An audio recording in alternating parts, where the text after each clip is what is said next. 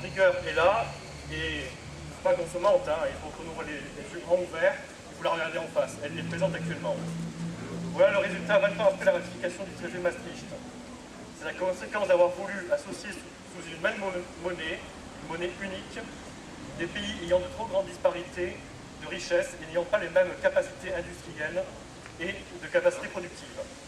Aujourd'hui, le TSCG, rappelons ce qu'il signifie, le traité sur la stabilité, la coordination et la gouvernance. 20 ans après Maastricht, voudrait retirer aux parlements nationaux la maîtrise de la dépense publique. Ce traité instaure des mécanismes de correction automatiques et prévoit, en cas de déficit supérieur à 3% du PIB, l'intrusion d'instances non élues dans la procédure budgétaire nationale. Imaginez-vous De Gaulle, la position qu'il doit avoir dans sa tombe. Il doit s'en retourner dans tous les sens. Et par contre, Jean Monnet, lui, doit jubiler actuellement. Que restera-t-il de la démocratie si ce traité est voté et appliqué de la sorte? Donc nous aurions donc tous voté majoritairement pour un président et un parlement qui vont faire un harakiri démocratique, car ils vont eux-mêmes s'amputer d'une partie de leurs prérogatives, c'est-à-dire le budget national. Donc, disons non à ce qui se passe actuellement. Il faut l'expliquer aux Français. Le maintien de la souveraineté de la France passe moins par la réduction de la dette que par un choc de compétitivité. Et la compétitivité passe par l'adoption d'un euro moins cher.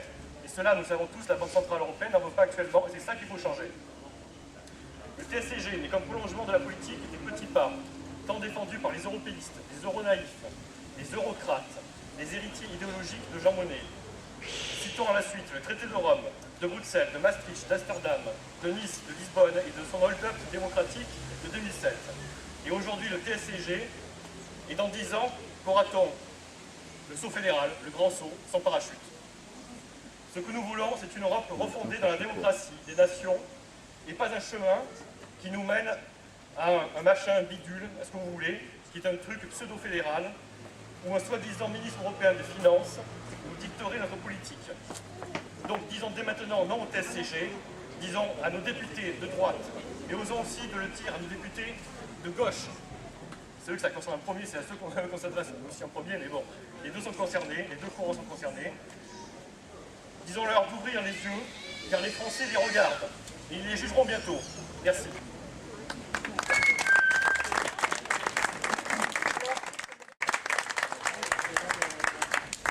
Donc nous écouterons à présent Cédric Matthews pour le MRC.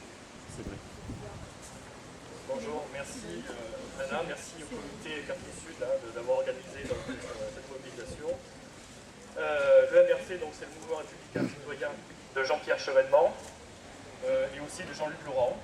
Donc, vous savez, on vit actuellement une époque qui est dominée par l'argent roi, aussi du capitalisme financier qui rançonne les États et où le capital met de plus que jamais tous les territoires en compétition.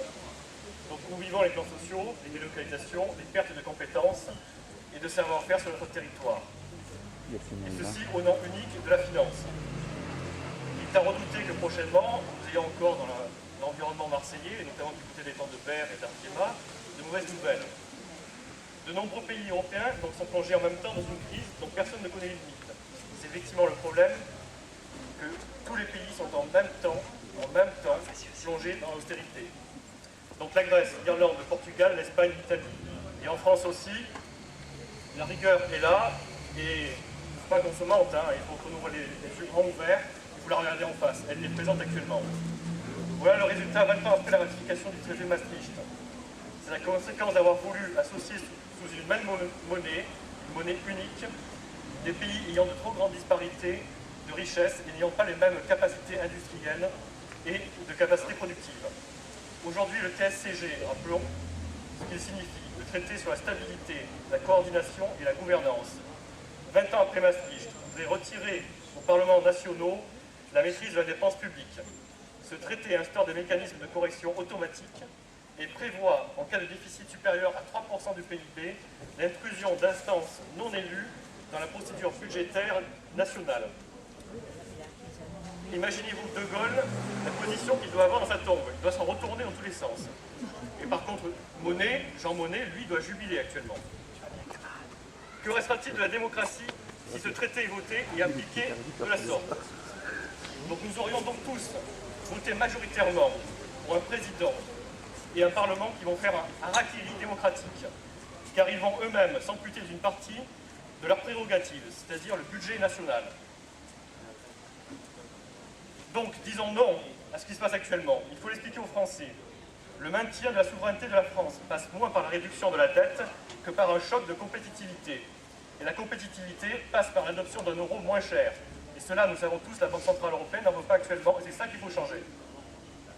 Le TSCG n'est qu'un prolongement de la politique des petits pas, tant défendus par les européistes, les euronaïfs, les eurocrates, les héritiers idéologiques de Jean Monnet. Citons à la suite le traité de Rome, de Bruxelles, de Maastricht, d'Amsterdam, de Nice, de Lisbonne et de son hold-up démocratique de 2007. Et aujourd'hui le TSCG, et dans 10 ans, qu'aura-t-on? Le saut fédéral, le grand saut, sans parachute.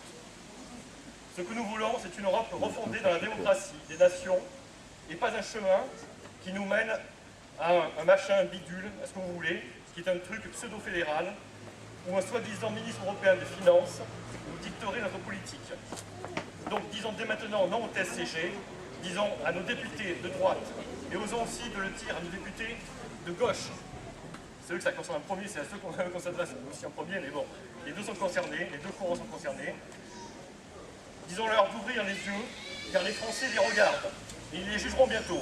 Merci.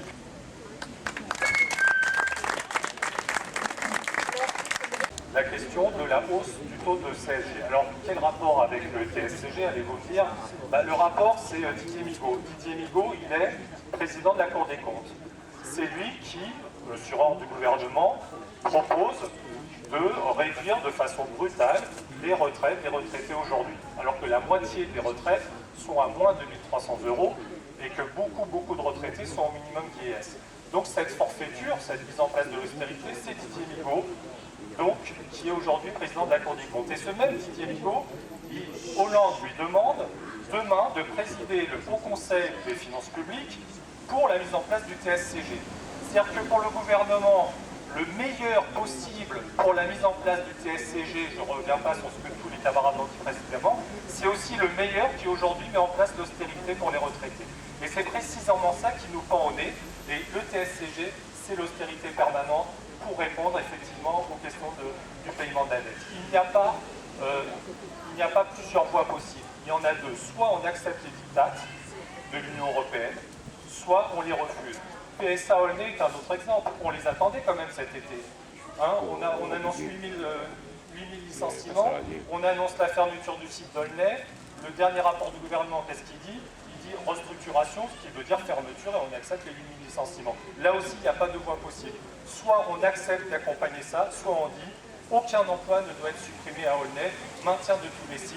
Là aussi, le langage doit être clair. Alors, je vous le dis, le BOI, c'est vrai, a des positions sur la question de l'Union européenne, a des positions sur la bagarre qu'on est en train de mener. Nous, depuis le mois de mars, nous avons aussi commencé à faire signer. Nous avons eu 70 000 signatures sur une pétition à la sortie des métros, etc. Alors, vous imaginez bien qu'on a été enthousiastes, heureux de faire le comité d'unité avec d'autres camarades. Parce que quand on se retrouve à 17 au métro du rond-point du Prado, allez, je vais le dire quand même, quand on milite au POI, qu'on fait des diffusions, on n'est pas 17 à la sortie du métro du rond-point du Prado. Donc évidemment, dans l'unité, les choses sont démultipliées, et avoir les camarades du PC, du PG, du MRC, du MP, du PRCF, du Front syndical de classe, etc., ça permet évidemment de démultiplier les forces et d'avoir des résultats extrêmement encourageants par rapport à cette lutte acharnée contre la ratification du traité. Je vais donner à présent la parole à Pierre Sénériva, qui est un élu d'Europe Écologie Les Verts, invité par notre comité. Voilà. Bonsoir, bon, je vous remercie d'abord le comité de nous avoir invités. Alors, vous savez que pour nous, actuellement, la discussion n'est pas close, c'est-à-dire que c'est demain au Conseil fédéral de se trancher sur le fait qu'on verra voter oui ou non au côté. Bon, moi j'ai une position, donc donner ma position, en sachant que je pense que la position, je pense que c'est partagé du non. Le seul truc pour lequel on a des difficultés, c'est derrière nous, justement une partie de la majorité, savoir comment on trouve Surtout, l'équilibre j'aimerais bien que François Hollande. le propriétaire de cet objet le récupère maintenant qu'il a fini de parler. Dans la majorité, je crois qu'il y a le MRC aussi. Hein. C'est pas grave. Voilà, parce que bon, lui aussi pareil, hein, je veux dire, dans la majorité, il faut savoir comment on va articuler tout ça. Donc moi je vais juste rappeler qu'en février 2012, quand même, le LV s'était prononcé contre la ratification du MES et du CDA7 du TCG. Institutionnaliserait une austérité comme horizon indépassable de l'Europe. En effet, avec l'instauration d'un seuil de déficit structurel à 0,5%, sans mise en place d'une politique budgétaire fédérale, le traité interdisait toute politique budgétaire européenne. Le PS était, lui, abstenu au motif d'une renégociation du traité. Cette renégociation voulue par François Hollande, confirmée lors de sa première rencontre avec Angela Merkel, le jour de l'investiture du premier gouvernement, devait permettre trois choses.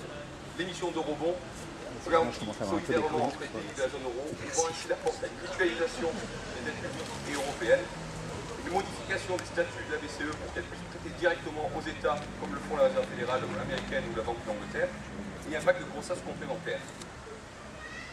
Malheureusement, aucun accord n'a été trouvé sur les deux premiers points. Alors, c'est vrai qu'on peut penser que maintenant la BCE va pouvoir prêter aux États, mais ça n'a pas été encore acté. C'est-à-dire que la volonté de la BCE, c'est de le faire. Maintenant, on attend le résultat. Donc on peut dire que les deux premiers n'ont pas été actés. Le LV reconnaît que le pacte de croissance négocié représente un certain nombre d'avancées. Financement d'investissements dans les pays en proie à la récession économique. Prêt directement aux banques pour découper la crise bancaire et la crise des dettes souveraines. Confirmation de la possibilité de l'achat de dettes souveraines par le Fonds européen social et financier et le MES pour réduire les écarts de taux entre pays. Pourtant, cet accord constitue une déception, dans la mesure où il ne favorise en rien les progrès de l'Union européenne vers davantage d'intégrité fédérale. Ainsi, en matière d'harmonisation fiscale, les avancées concrètes sont limitées, seule la taxe sur les transactions financières étant prévue dans le cadre d'une coopération renforcée entre quelques États volontaires. Les achats de dettes souveraines sont conditionnés à la mise en œuvre de mesures d'austérité qui aggraveront sans nul doute la situation économique des pays concernés. Ce qu'LV avait anticipé lors du vote sur le MES, c'est ce qu'on avait prévu. Hein. Enfin, le pacte de croissance ne représente que 1% du PIB de la zone euro, dont la moitié proviendra d'un redéploiement de fonds structurels inutilisés. Le recours à l'emprunt européen via la création de projets bons pour seulement 5 milliards d'euros ne peut masquer l'absence de mutualisation des dettes souveraines et le refus de créer des eurobonds, seuls même d'assurer aux États en difficulté un taux d'intérêt faible. D'autre part, ce pacte de croissance n'est pas une réponse au cœur de la crise de notre modèle économique. Il aurait dû proposer une réforme structurelle avec un plan de financement dans les secteurs des énergies renouvelables, de la rénovation du bâti, des transports en commun, de réduire notre dépendance aux énergies fossiles et nucléaires, de sortir d'un modèle économique insoutenable pour la planète. Au contraire, il risque de favoriser des projets d'infrastructure peu souciés de l'environnement, notamment en matière de transport routier. Dans ces conditions, la seule certitude est que, pacte de croissance ou pas, le traité imposera aux pays membres de la zone euro une rigueur drastique, alors qu'ils sont déjà fragilisés par le chômage, sans aucune solidarité monétaire et financière, et sans aucune vision, d'avenir sur un prochain modèle économique soutenable. La zone euro continuera donc de connaître des turbulences fortes autour de sa monnaie commune. Aussi, le LV continue d'indiquer à son partenaire socialiste et aux États membres de la zone euro que la stabilisation de l'euro passera forcément par la mutualisation des 8 000 milliards de dettes publiques de la zone euro, la réduction de ces dettes de 20 à 40% suite à un audit préalable permettant de définir le montant de la dette de crise devant être effacé, la mise en place d'une réelle union politique, budgétaire et fiscale avec la création d'un trésor européen et l'euro